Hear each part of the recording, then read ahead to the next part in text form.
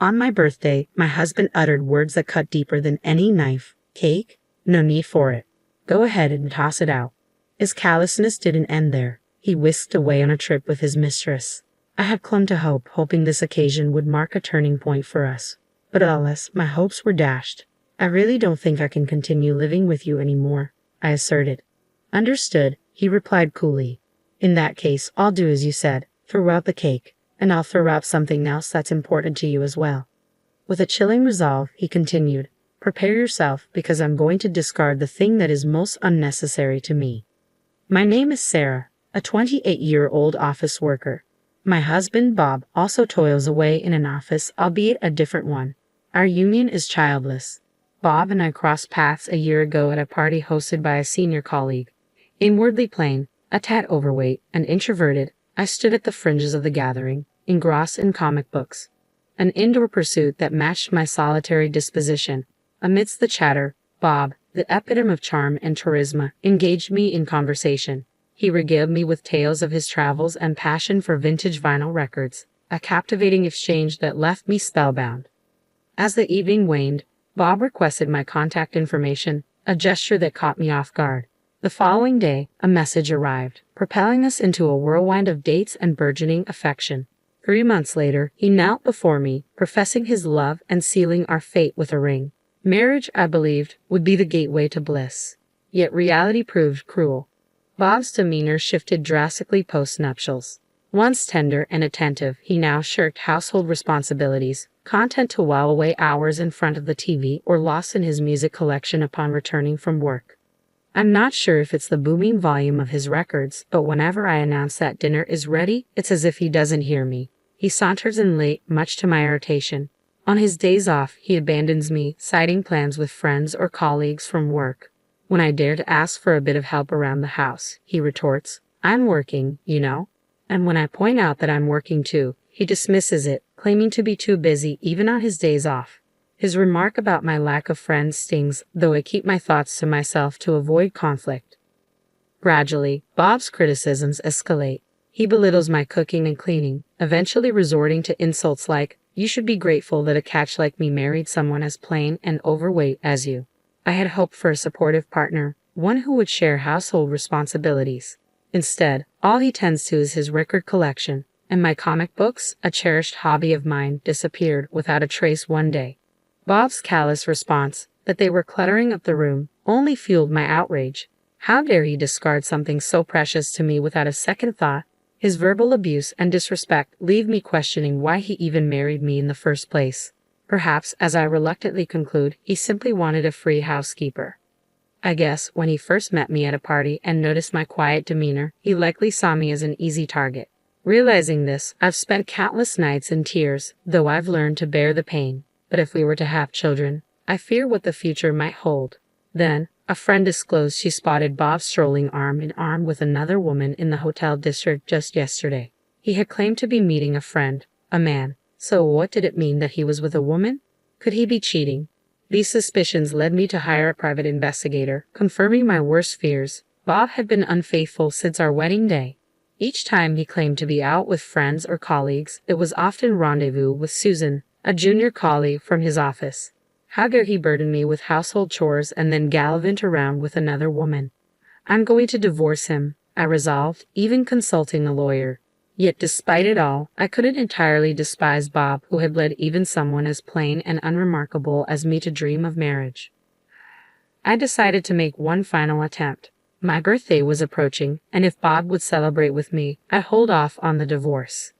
Do you remember what's coming up this Saturday? I asked him over dinner. His oblivious response shattered my hopes once more. Saturday? Is there something special? He mumbled. It was then that I reminded him, it's my birthday. With a feigned enthusiasm, he agreed to mark the occasion. But as the eve of my birthday arrived, during dinner, Bob abruptly remarked, I have a business trip tomorrow. What? Tomorrow's my birthday, and we promised to eat cake together. I've already made a reservation, I protested. Well, it's work. I can't help it. Show some understanding for your husband's work. Anyway, I'm going on a business trip tomorrow. It's for 2 days and 1 night, so I'll be back on Sunday evening. Please pack for me, he replied nonchalantly. What about the cake I reserved? I inquired. Just throw it away if you don't need it, he said casually. Despite it being my special day and having gone through the trouble of reserving the cake, he so casually dismissed it. Feeling suspicious, I checked his smartphone while he was in the shower. There, I found his exchanges with his mistress. Shall we go somewhere on a trip this Saturday for 2 days and 1 night? Sounds good. I want to go camping. How about it? Then I'll make a reservation at a lodge. Are you sure your wife hasn't found out? Are you okay? I'm okay. She's oblivious. Actually, this Saturday is Sarah's birthday. She said let's celebrate together, but it's a hassle. I don't want her to start demanding gifts and stuff, so I thought I'd go on a trip with you. Wow, that's terrible. Your wife must be so sad. I almost cried from the shock, but somehow managed to hold back and took a screenshot of their conversation on my smartphone. I didn't particularly want gifts or anything. If you had simply agreed to eat cake with me, I would have still had a glimmer of belief that you might care about me a bit. Seeing the messages between you and your mistress shattered that last bit of hope. Enough. I'm done with it. Then, on my birthday, Bob audaciously demanded at the front door, well, I'm heading out. While I'm on a business trip, clean my room for me, okay? By the way, I'm going to pick up the cake we reserved today. You still want me to throw away your share of the cake, right? You're nagging. I replied, it's fine. Understood. I'll clean your room and I'll throw away anything that I think you don't need anymore. That's okay with you, right? Yeah, it's fine. I'm heading out now, Bob affirmed, and with that, he left for what he claimed to be a business trip but was, in reality, a getaway with his mistress. Remembering our conversation, I asked, is it okay if I throw away anything I think you don't need? Yeah, it's fine, he had responded. I recorded our exchange on a voice recorder, ensuring there was no taking it back now. Once inside Bob's room, I diligently cleaned, vacuuming and wiping the windows.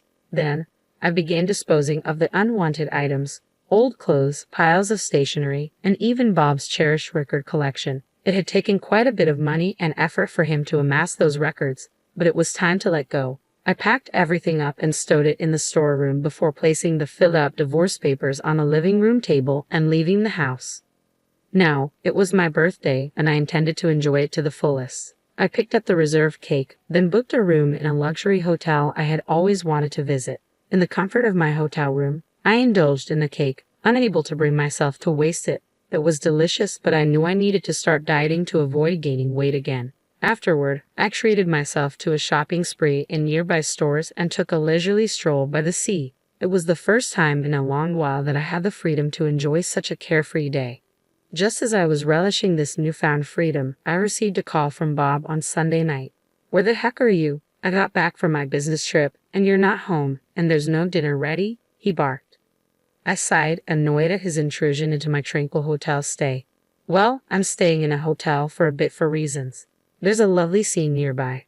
Would you like me to send you a picture? I don't care about that. Why are you in a hotel? Where's my dinner?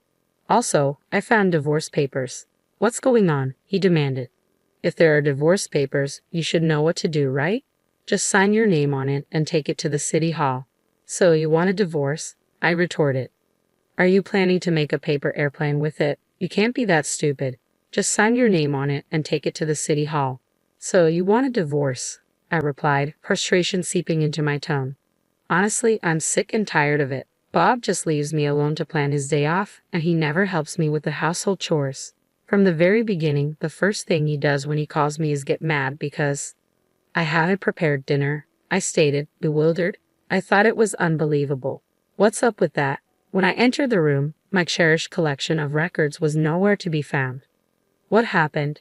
Bob's voice rose sharply. I threw away the records, I admitted. You threw them away? Are you kidding me? Why? You knew we cherished those. Bob's anger escalated. But Bob, you told me before your business trip that I could throw away anything I deemed unnecessary. You said it was okay, so I did. I even have our conversation recorded. Wanna listen? I offered. And besides, you also threw away my beloved comics, didn't you? That's unfair. Anyway, don't just drop divorce papers on me and leave. Let's meet and talk for once, Bob proposed. Reluctantly, a few days later, I found myself at the lawyer's office with Bob. Seeing him in shabby clothes and with unkempt hair, I couldn't help but wonder why I had ever liked such a person. I'm glad I had worried about how I would feel if I no longer wanted to divorce after seeing Bob again. But it seems that was needless worry, I thought to myself. As the discussion began, I asserted, I'll say this first. I haven't changed my mind about wanting to divorce. This is the amount I want as alimony. When I stated the figure, Bob's reaction was explosive. $30 million, Sarah? That's way too much. Just because he didn't help with the housework, I questioned internally, bewildered by his reaction. But that wasn't all. You've also constantly insulted me, calling me fat and plain. And worst of all, this. I paused, pulling out evidence of infidelity that I had uncovered through a detective agency. I also showed him the screenshot of our smartphone conversation. You've been cheating since we got married, even on my birthday, lying about a business trip to go on a vacation with your mistress. Considering all this, $30 million is still not enough, I declared. Sarah, did you know about the affair? Bob's face turned pale. Yes, did you think I didn't notice because I'm dense? I retorted. And you threw away my beloved comics, remember? But that's because you threw away my records, Bob protested. Oh, the records? I lied about throwing them away, I confessed, surprising Bob. Actually, I thought about it, but I felt it would be too cruel. They're stored in the back of the storeroom. What? Bob's relief was palpable. Why are you looking so relieved? The fact that you threw away my comics hasn't changed, so you should compensate for that. And about the cake, you said to throw it away. But I couldn't disrespect food, so I ate both portions, I continued. So, you didn't throw away anything. Bob sought confirmation. With a chuckle, I replied, There's no need for that. I declare to you, I discard anything I don't need, and I've done just that. Well, actually, I'm about to do it, I continued, much to Bob's confusion. Yes, you're the thing I need the least. I'm going to get rid of you completely. Once you understand that, please sign the divorce papers. There's no way the alimony will be less than this amount. If you argue, it'll be higher. Bob remained silent for a moment before finally saying, I'm sorry. I won't cheat anymore, and I'll help with the housework because you're here, because I'm here, Bob pleaded. What, so you can go on dates with your mistress without any worry, dumping the chores on me during your days off? No, that's not it, I interrupted, unswayed by his words. No matter what you say, I intend to divorce. I don't like holding onto trash because I'm a neat freak, I retorted firmly. After I said that, Bob fell apart, stammering, I'm trash. His expression at that moment was priceless. Afterwards, we divorced. Since then, all communication has been through our lawyer, so I haven't seen Bob. However, according to stories my lawyer shared, Bob, having left all the housework to me, had no domestic skills. He briefly cohabited with Susan, but apparently she too couldn't do housework. Their place quickly became a mess, and their diet was all over the place because they were constantly eating out. Bob started gaining weight, and his once handsome face now looks quite regrettable. It seems Susan broke up with Bob and moved on to another job. Furthermore, it became gossip at work that Bob and Susan were having an affair, causing him discomfort. But he can't quit because the alimony requested is substantial. I've switched jobs and moved, and now I'm enjoying living alone. I'm not run ragged by housework like before. No one gives me a hard time, and I'm happy. Plus, maybe because I'm not stressed anymore, my face is brighter, and I've been told I look a little thinner. If I continue to lose weight, even though I don't plan to see him again, I might make Bob regret even more. You're welcome.